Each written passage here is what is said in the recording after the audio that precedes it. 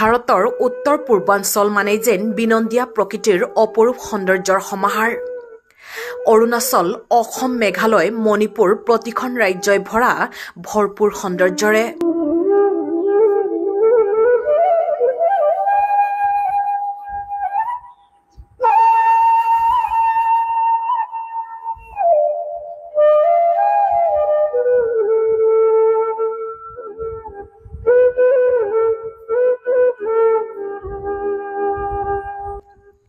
সেউজীয়া পাহাৰ আৰু তাৰ মাজেৰে জিৰিজিৰিকৈ বৈ অহা নৈ নিজৰাই এই সৌন্দৰ্যৰ জেউতি বৰ্ষাই দুগুণে।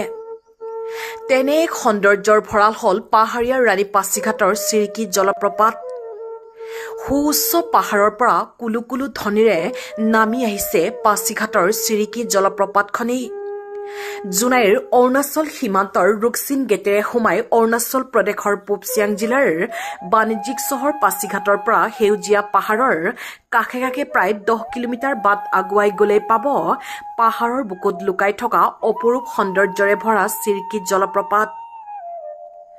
জলপ্ৰপাতটোৰ পৰা শিলে শিলে ঠেকা খাই বৈ অহা পানীৰ শব্দ আৰু চেঁচা বতাহজাকে দেহ মন জোৰাই এপলক হ'লেও আপোনাক কৰি তুলিব আত্মবিমূৰ।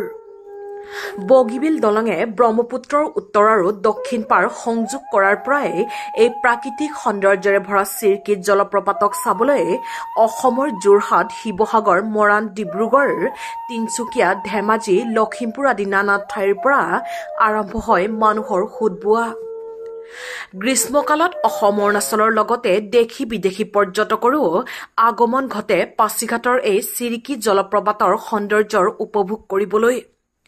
উল্লেখ্য যে উত্তৰ পূবৰ পাহাৰৰ বুকুৱে বুকুৱে প্ৰবাহিত এই জলপ্ৰপাত আৰু নিজৰাবোৰৰ সৌন্দৰ্যই হাত বাউলি মাতে সকলোকে। এই স্থানসমূহৰ প্ৰতি অধিক গুৰুত্ব প্ৰদান কৰিলে পৰ্যটনৰ ক্ষেত্ৰত নিশ্চয়কৈ অধিক গুৰুত্ব লাভ কৰিব উত্তৰ পূৰ্বাঞ্চলে।